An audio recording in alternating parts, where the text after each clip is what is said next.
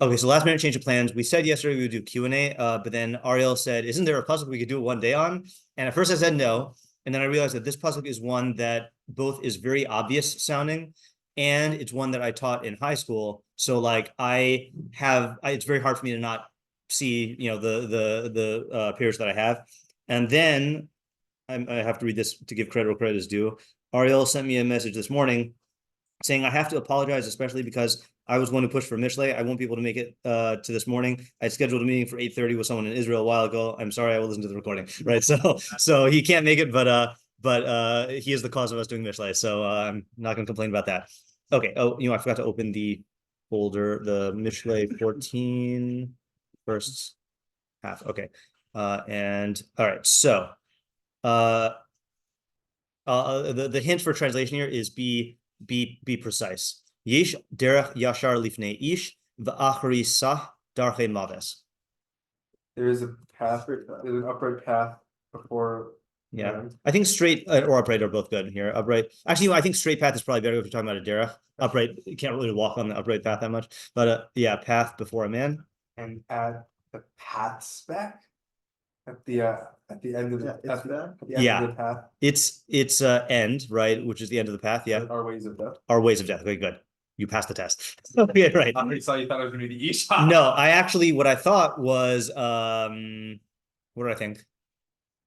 I think one of the English has it. So let's look at first Sadigon, which I didn't put on here, but should be in the packet. Sadigon says, oh, it's not there. Oh, yeah, okay. He does. No, he says, oh, you're right. It's not there. Okay, fine. So there's no Sadigon then.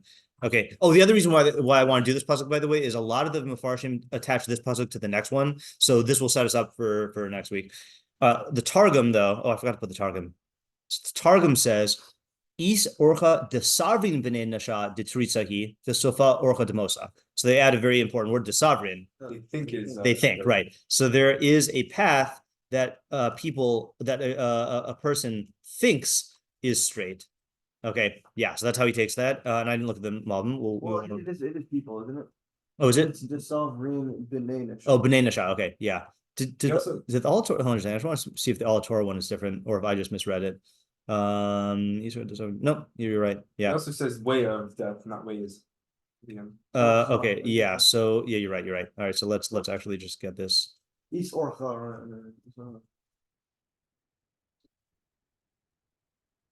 There we go.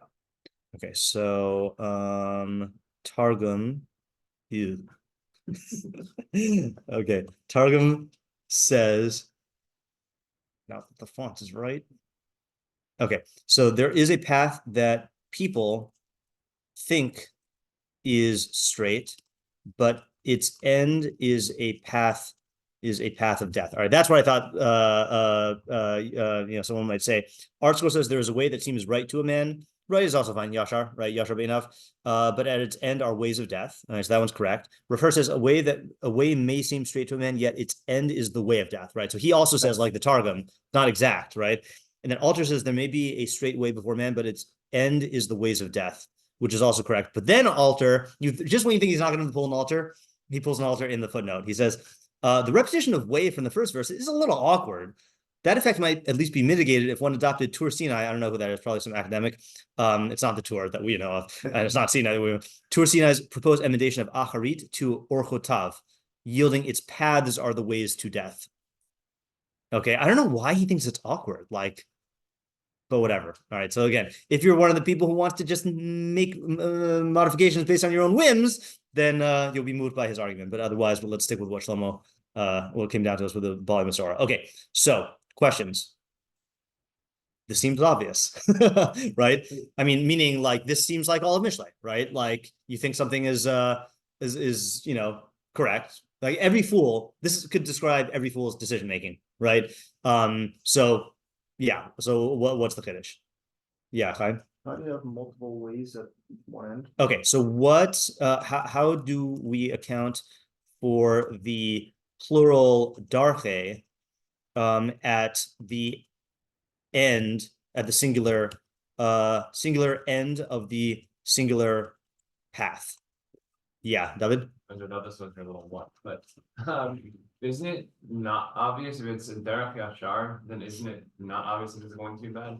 So I think if it said yesh derech yashar, then like stam, then I would say that's right. But lifnei ish seems to be referencing some sort of perspective that he has. So if you don't take the Targum translation. you say- Right. Yeah, I'm basically saying that the Targum translation is like implicit in the pasuk, but I'll put that here. Okay, so alternatively, it's not obvious. How did you say it again? Well, if you don't take the Targum, if it is truthfully a derech yashar, then how is this going to be done? Okay, if it's truly a derech yashar, then how can this have darchei maves? Yeah, Chaim. Never mind. Okay.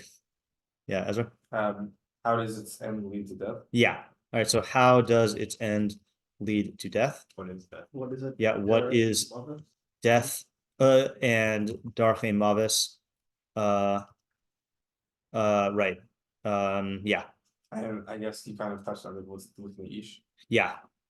So let's put that here. So let's say first of all, so what is meant by derech in this context? And then what is the qualification of lifnei ish? Yeah, David.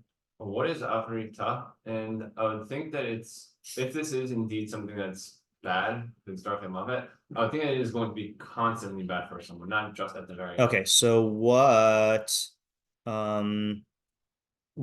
exactly does acharita mean? And like I guess how what is the acharis in relation to the entire derech, right? Like, is it like you said that like the whole thing is straight and then like the very end you die, or is it like it becomes dark? You know, there's different proportions here. Yeah. I think this is conduct yourself knowing that the paths that you think are right. Okay, right. So this is yeah. So here we have another like nuanced thing. So how does one apply this pasuk, given the fact that you can have a derech yashar that is acharisa darchei yashar? Okay, right. In other words, what darchei chaim? Yeah, right. In other words, like in other words, like how do you differentiate the drachim that are yashar lifnei ish lefnecha, right? And know what the end is. Yeah. Okay. I feel like there was one more main question. By the way, just to point out, this is one of the Sadigon's yesh psukim, which means that this is describing a particular scenario, as opposed to like a general trend. Oh yeah, that's there you go. All right, so yeah, all right. So what is the decision-making scenario? And then I guess the question here is, who is the audience, and specifically, is ish any ish, or a particular kind of ish? And if the latter, like, why does it express this in such a generic way? Most generic you can have. I think ish is the most generic term for man you can have. I think it's even more generic than Adam. Yeah, like person. Yeah. Okay. So what do you say? Yeah. Obvious. Seems obvious. Next one. Like, should we like say? Yeah, so you could so there's, just to repeat the methodology here, whenever you find an obvious pasuk, there are two ways to approach it, I think. One is to state the obvious, which will either expose something that you're not explaining and reveal how you're just kind of like jumping to a conclusion and glossing over details, or you'll lean into the obvious interpretation, and that will cause you to develop nuance or new insight. And then the other approach is to, like, from the get-go, reject the obvious one and look for a chiddush point, like for a foothold. You know, so let's say like in this one, the foothold would be the singular to plural switch, or oh, by the way, also I should mention this. I think a lot of the Mefarshim are going to comment on the context here. So let's just look at the surrounding psukim here. So the previous psukim we had were all about various kinds of fools. Okay, I mean, that sounds Mishlei in general, but I think that started with Bekius chacham of ayin v'dat l'nav nakal leichem mineged ish ksil uval yadata sifsei das chachmas aram having darko. So there you have a derech reference. V'ivelas ksil mirma evilim. And by the way, Rabbeinu Yonah holds, like, sometimes Rabbeinu Yonah will say this pasuk connects to the one before it, and he means like a chapter before or like a dozen psukim before. So I think Rabbeinu Yonah is of the school of thought that there are drop down menus in Mishlei. They can have like topic 1, topic 2, and then the next psukim are 2a, 2b, 2c, and then topic 3. So 3 connects to 2, but it's a couple of psukim beforehand. Evilim yalitz asham uvein yesharim ratzon. So there's Yashar, another reference there. Lev Yodea Maras Nafsho of Simchas Lo Yisar of Zar. Beis Rishayim Yishamed Ol Yisharim Yafriach. Then our pasuk Yishterach Yashar Livnei Ish V'Akrisa Darchei Mavis. Now this next one, you'll see why they connected. Gam B'Schok Yichav Lev Achrisa Simcha Tugar. Okay, which I'll just tell you right away. Some of Farshim say that this is just a particular application of whatever idea has been stated in our pasuk. But I want to like think about our pasuk in isolation today. And then Midrachav Yisba Sug Lev Umi Alav Ish Tov. So that's another derech one. So that's another way to approach it. So we have 3 ways to approach the obvious: is either state the obvious and push through it and find chiddush via the obviousness, or look for a foothold, or look at context. Yeah. So I have an obvious idea. Sure. Using the literal translation of derech. Yeah. It's nearly impossible to see what's at the end of a path. Okay, right. Straight. Right. Just like right. I can't see past the horizon. Right. So like if you have just a literal straight path, yeah, it could still lead to things that are like you can't see. That's the question that we're missing. Okay, which you're answering. But the question is like, what is the mistake here, and what is the cause of the mistake? Right. So Ezra's saying, sorry, I didn't mean to interrupt you. Yeah. I'm saying it's not a mistake. I'm saying that like it looks like okay. I think there is a mistake. According to what you're saying. Well, let's start off with what you're saying first of all, which is that even an actually straight path will eventually lead to Rome. Even if you are confronted with a path that is actually straight, and actually leads to life, you still won't be able to see the end of it, right. Because it will be out beyond your field of vision. Right. Yeah. Yeah, I think. Yeah, I think the mistake is thinking that what you can see is all there is. Yes, right. Yeah, that's the mistake, right? Yeah. Yeah, go ahead. Yeah, that you can see like how the path plays out. For until the end of it, but you say you don't know what it was at the end of it, and I think I also have a thought about what the practical takeaway is. Yeah, sure. Go ahead. Yeah, that it's not just enough to choose the right path at the time. You need to be periodically reevaluating it to see if now that you've walked further, you can see on the horizon an acharis of maves, right, and maybe change paths. Okay, so the practical application is that you shouldn't form this mistaken judgment at the outset, and then coast on autopilot. Rather, you should continually examine and reevaluate at every step along the way. Yeah. Like once you see in the horizon that it's no longer straight, or that it's leading to Mordor. Yeah, right. Maybe backtrack. Right. Yeah. Right. And yeah, I'll say that. Maybe even you could take stairs. Maybe even back out once you're partway down the path. Yeah. Okay, good. I Yeah. think there's also like this temptation to like finish whatever path you're on. Oh, right. Okay, right. So another application is a form of the sunk cost fallacy. Yeah. I'm only thinking of that because the meme the onion article I sent out. Did you see that one? No. Hold on just a second. Actually, I'll put it up on the screen. Or maybe I didn't send it out. I thought I sent it out. The onion sunk cost. Oh, it was in from Clickhole. The title of the article is "No Choice But to See It Through." This man is way too deep into trying to explain the sunk cost fallacy to give up now. So then it goes through the whole thing. Yeah, so this is a good joke. I'll send out the article again. Yeah. But yeah, that is a thing of like, this.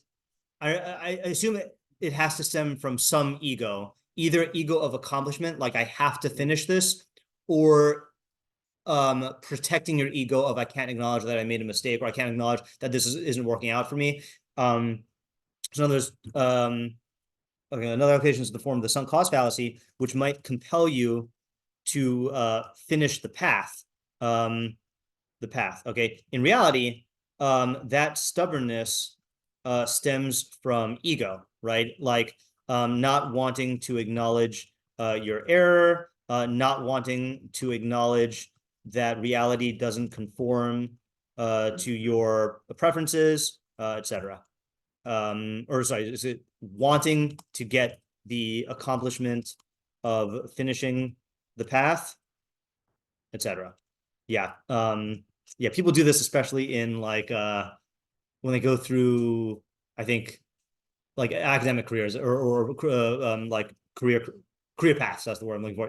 Like I think that is a that even when they do reevaluate, then they just are like, well, I'm already in so much, I have to like keep going. But that's just irrational. Yeah. I mean, sometimes it's rational, but like it's a fallacy. Yeah. I want to add to I think Isaac's point. Maybe Yeah. even before making the mistaken judgment and then coasting. Yeah. Like also when you're making the judgment call, like not rushing into it. Right. Like when you're deciding I'm going to start down this path, instead of like it's true that you can't have all the knowledge. Yeah. You can like slow down and take time. Yeah. To like make that decision. Right. So I'm wondering if like that could be, the pasuk could be talking to that also, like when you're about to make a decision, it's gonna set you down a path, like, slow down and think through options and think about how it could end up in bad ways as well. Right. Another application is to slow down and think about the path you're about to embark on, even if it's easy. So in other words, like just because a path is free of obstacles doesn't mean that there isn't stuff to think deliberately about. Yeah. Or there could just be obstacles that you're not thinking about. Right. It sounds so good. Including obstacles down the road that you're not thinking about. Yeah. David? It's similar to Chaim's point, but I think at essence it's a different approach. Okay. I don't know if Ezra's was. Mine's on Chaim's point. Yeah. Which is also like you can outsource. Like what's lifnei ish is not everything in the world. Like you can Right. ask people, have you been down this road before? Right. What's it like? Okay, that's also good, right? So like this There's is other more of ways a to gain yeah information. is a way to implement all of these practical lessons is in most cases to ask others who have gone down that path, right? So like at least you'll get data and be aware of what data to get, right? You'll get actual data and you know what should I be looking out for in order to implement, like Isaac's thing of like checking out every step of the way. All right, new approach. Yeah. So I think that it could be talking to a fantasy of when you are looking down a path to embark on. This fantasy that the first whatever seemed easy to me, like that's going to work. I think you could find many ways to make clear yourself this is the straight, easy path that's going to work, everything's perfect, it's gonna be smooth. And that's just not the way that things work. You do have whatever, like there's a reason why like nothing worth having comes easier, things like that. Yeah. Like if it were easy, then everybody would be doing it. It's like getting a job or like some sort of career path. If it was easy, everybody would be doing it, and then you're not gonna actually make money down that road. I think that's saying that there is this straight path that presents itself before you, and realize that straight path, as much as you can convince yourself that all these different things are actually good and going to lead you somewhere, its end will be death. Okay, say the first part of your idea again. Yeah, it's talking to a fantasy of it's talking to a fantasy of I can take the easy path and I can convince. It's talking to the fantasy of convincing. Okay, I think it's talking to the ability to convince oneself because of that fantasy. I can do things very, very easy. Okay, And it's not actually, things don't just come easy. And if things were to be that easy, then everybody would be doing it, and it's not actually going to be working.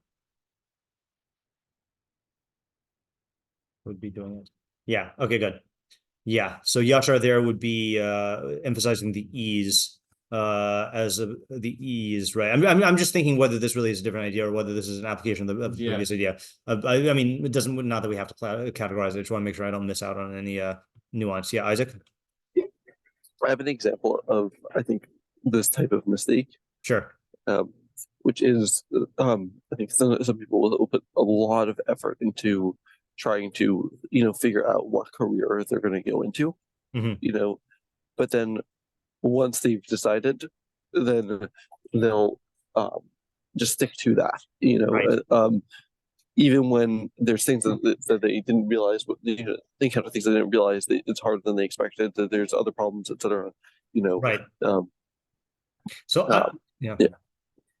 I want to point out one reason for that. There are many reasons. I mean, obviously, like just avoiding the conflict of needing to think through it once you made the decision is a possible cause. But I think, or like not wanting to acknowledge that things could go wrong or things could change. But I think another cause of that is, I think people who relate to decision making as a authority-based or superego obligation, like a task you can check off, that type of mentality will lead to a not realizing you need to look at all the facts on the ground as you go. But if you're looking at it as like for example, no general, I hope, in war would say, well, we scanned the battlefield, didn't see any enemies, so now we can go without ever looking for enemies again. Like, no one would say that, because they realize that a battlefield is a constantly dynamic, evolving situation, and you need to be looking out at every step of the way. So, but a person who says, oh, well, the manual says I got to check for enemies. Check, I did it, So same thing like with the career, like, oh, you're supposed to like ask people for advice and like look at costs. Check. Okay, I'm gonna go, and then just coast. I think it can stem from authority based looking at things. Yeah. I think also, especially with like career choices with a lot of decisions, is you have like this or that. Like, I'm not sure, should I be a doctor or a lawyer? Right. And then once you say like, oh, I see what lawyers are doing, like I don't want to do that. Yeah. I'll be a doctor. Yeah. Like they're not actually evaluating the path of the doctor. Right. They're doing what's that? The test.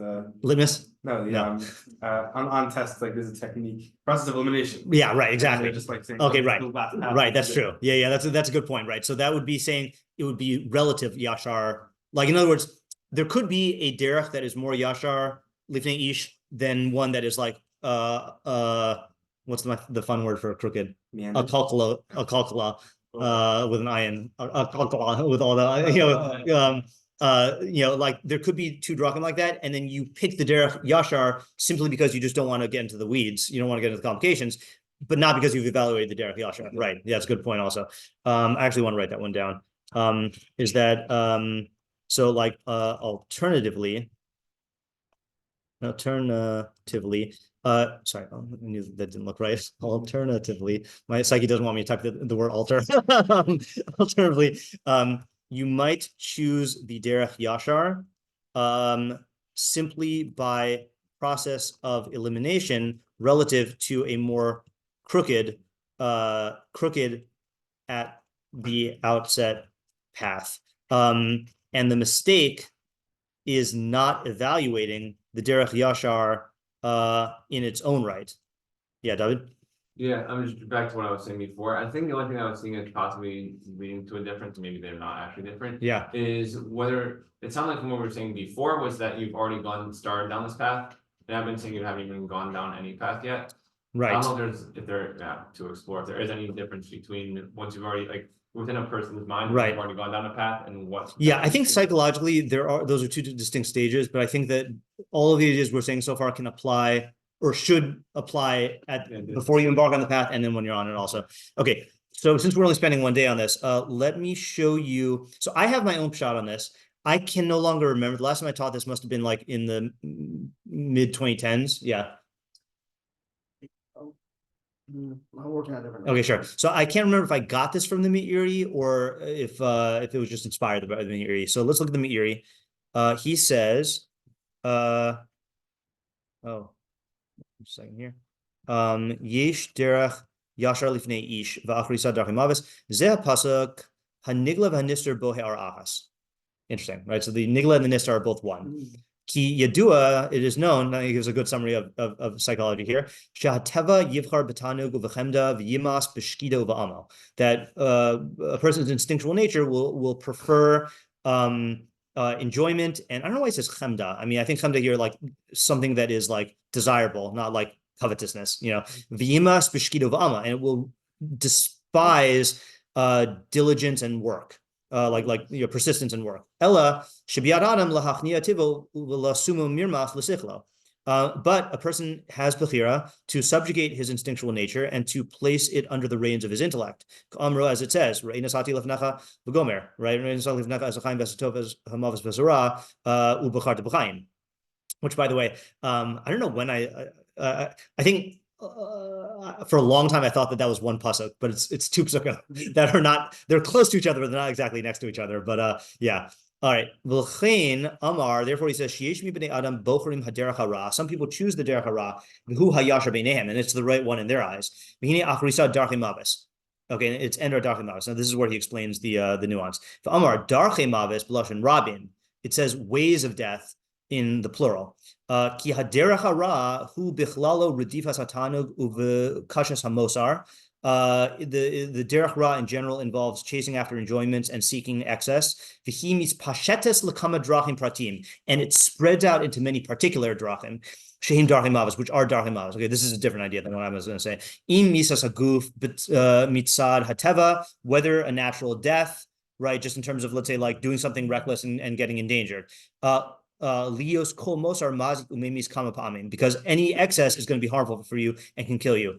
Im shamisa remes laonesh, or it could be punishment. Mitzad shebakashas hamosar kolelas ha'avaras ha'mitzvos, because seeking excess can lead to violating mitzvos. Im misa nitzchis lenefesh, or death of the soul, which would be from either involving yourself in harmful false ideas or not developing your actual soul.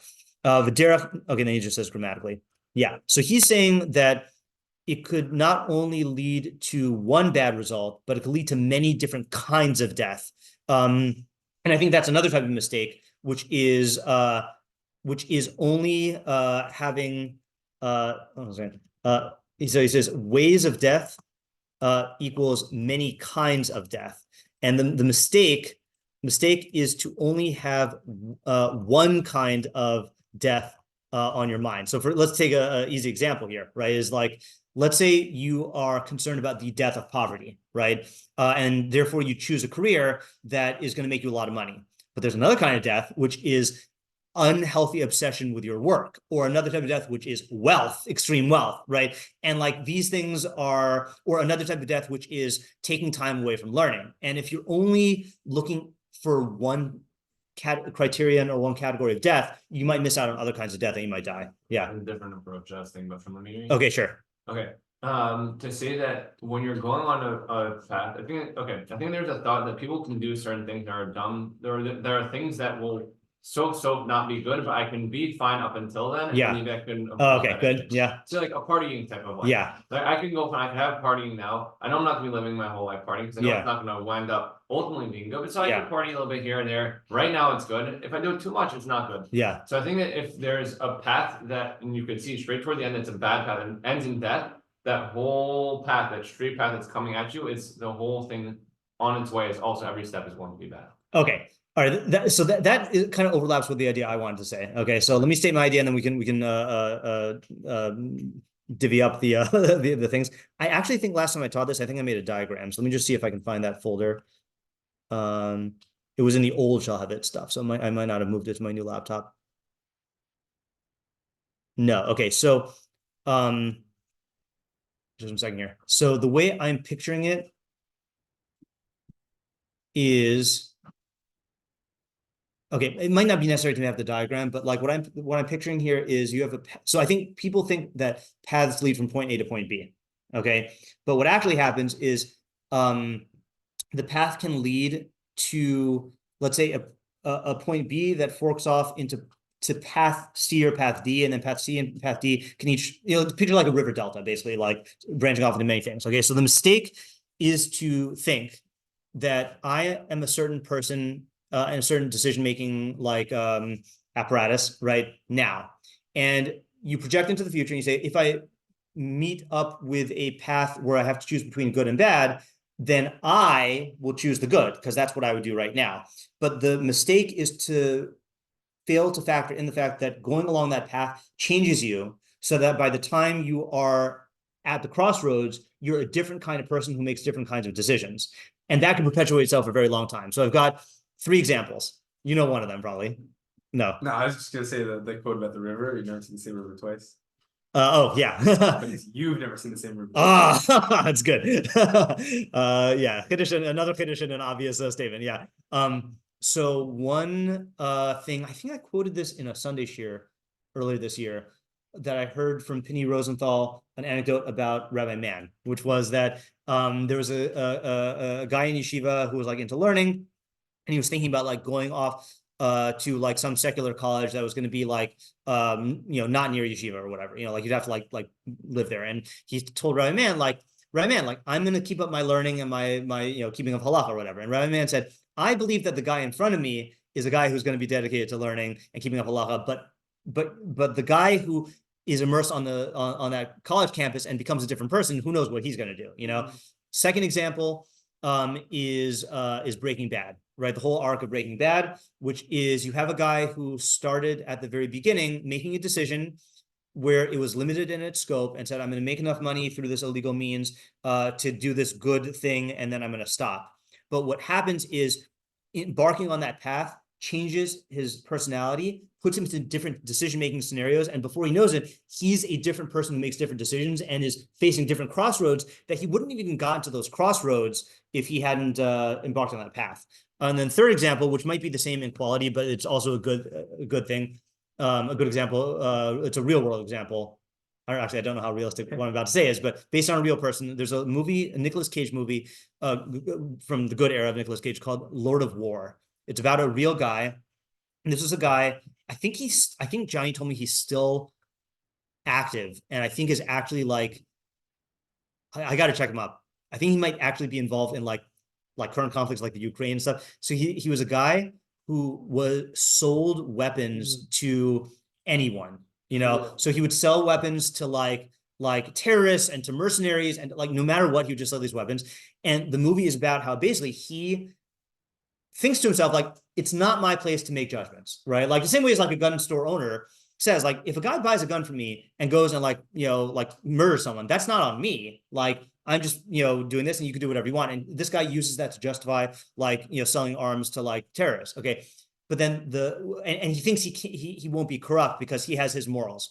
But then the spoiler alert, the scene in it's so long ago, I don't even know if this is an accurate spoiler alert.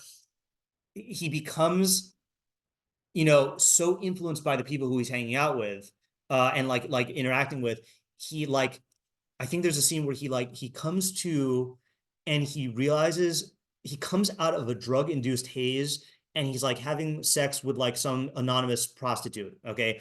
And he realizes like he didn't even view himself as a person who would have promiscuous sex or would take drugs. And like, he just like, he got himself into that situation and didn't even realize it, So like, the point is, I think, so the mistake I'm highlighting is thinking that you're going to be the same person at all points along the derech and would make the same decisions that you're making right now. And I'm saying that that's not the case. And those decisions will branch off into other decision points that, like, let's say right now you're making a decision between like going to a wild party or not going. So that's, bad decision or good decision. But let's say you go to the wild party, and then now you're faced with the decision to take drugs or not take drugs. And let's say you take drugs, you might get into a point where you are basically in a situation where all the decisions are bad. they're all darkly mavis, you know? And the only thing that got you there is thinking that you're going to be the same person at the end of the path that you were at the beginning of the path. Yeah. So now state your idea again. I don't know if it was the same idea. Okay, it was different. Okay, yeah. So yeah. I was saying that each step along the path, not that will change you as a person, Yeah. which I very much what you're saying. I was saying that each step is in and of itself a harm and something bad to you. Okay. So say like, even if it's just like, oh, I'm gonna spend one night partying, and even if you were to actually just spend one night partying, Yeah. which you know is ultimately like a long path of partying is not good, that even one night of partying, that in and of itself is going to be bad for you. Okay. So far as just say like you're going to wake up the next morning and you're gonna have like terrible hangover, things like that. And I think it's like even one instance of something that overall is ultimately bad, that one instance. Okay, so I think I don't know if that is what the pasuk is saying, because that sounds like you're saying that even lifnei ish, then it's some sort of mavis. Yes. And this is saying that no, the end is darkly mavis, but the beginning is not. Okay, so then from there, what I'm thinking is, so definitely this person recognizes, okay, this person right now says this one night is not a bad thing. Yeah. And so it would be a bad thing. Yeah. Which I am reading that that's, you know, that the end is going to be a bad thing. Yeah. And I'm saying that then from that, even though it is to me, it is to the person right now, a straight thing to be going on, I'm not going till the end. It's saying that even the very beginning of that is bad for the person. I'm not convinced. Yeah, I'm not convinced it's a good reading. I agree with the idea, of course, but yeah, Isaac. I actually disagree with it to some extent. I think I think it can be true, but I also think that there's a mistake that comes along with that, which is imbuing each decision with too much charge. Like, this is going to make or break who I am as a person. And I think that's not true. Okay. I think that on the one hand, I agree with you that one decision may or may not break a person, but I do think that there is that using that type of thinking will make you realize the reality of habits and how habits do actually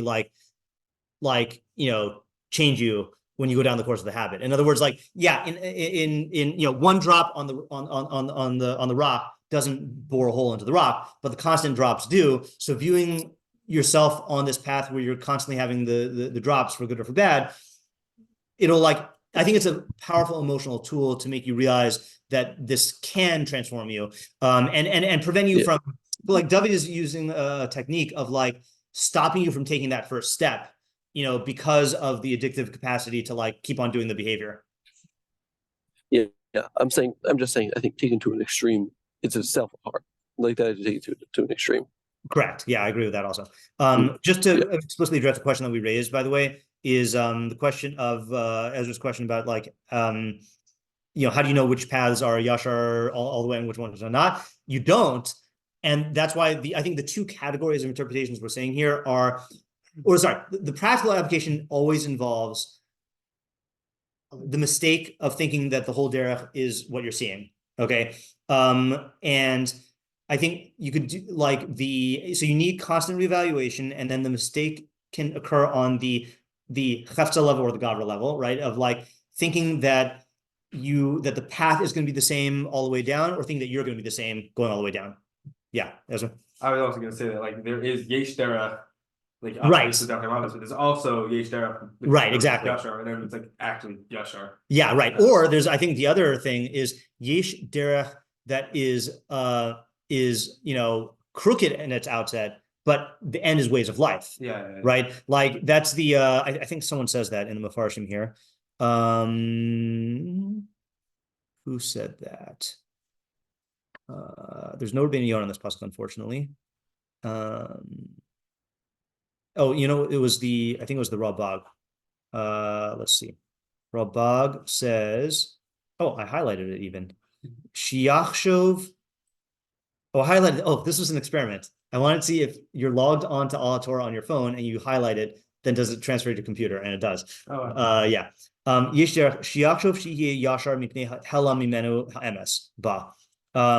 this is not what I thought, but we'll read it anyway. That he thinks it's straight based on something that is concealed from him, some truth that's concealed from him.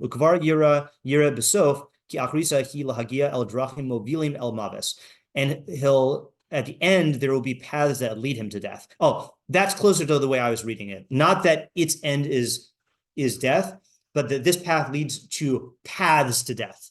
Oh, that's also interesting. Even though that's a good approach, even though there is not hate or asham on this path, I think that's another mistake people make, is they say that if this thing is mutter, then it can't lead to death. And that's making the classic mistake of thinking that everything that is good is mutter and everything that's bad is usher. And that only things that are bad are usher. Is good. Yeah, exactly right. There are things, but in reality, there are things that are mutter that are bad, and there are things that are usher that are good. So like that's making that mistake there. So you give yourself, again, this is kind of like based on that authority-based mistake. I was saying, you convince yourself, oh, this checks out according to Torah, and you dive head into this, head on, head first. Yeah, whatever the expression is. Yeah.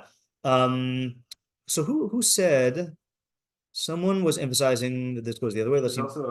I just like the famous Chazal about this like something that's mutter and then like it ends up like just leading to like bad things for you. Yeah. It's just about Torah.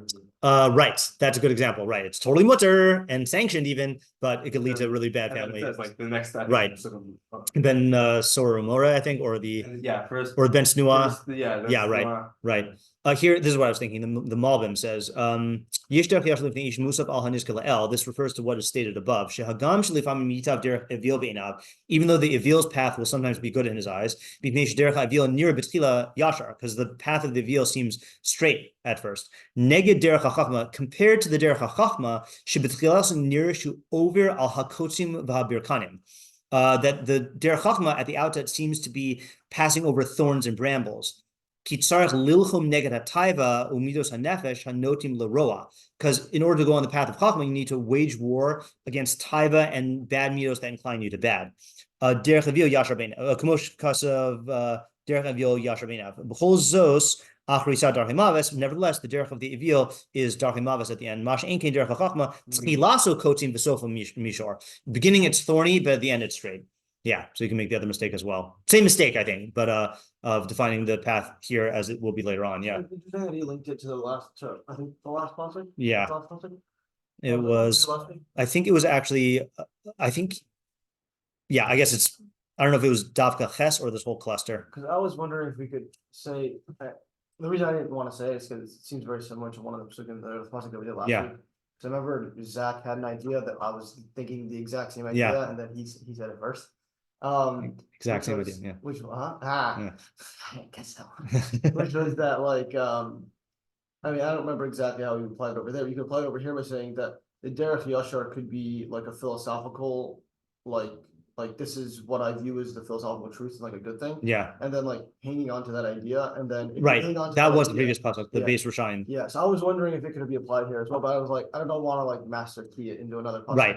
That's a good good phrase. Yeah. It seems kind of like it would work though, in the sense that like if I just hold on to this, this philosophical truth, then I'll still be good because I know it's good right now, but then in the end it'll end up like I think this could work with the drachim of thought as well. And look, even if Zach came up with this idea for the previous one, who knows if maybe this is where the idea is and that one is wrong, Right.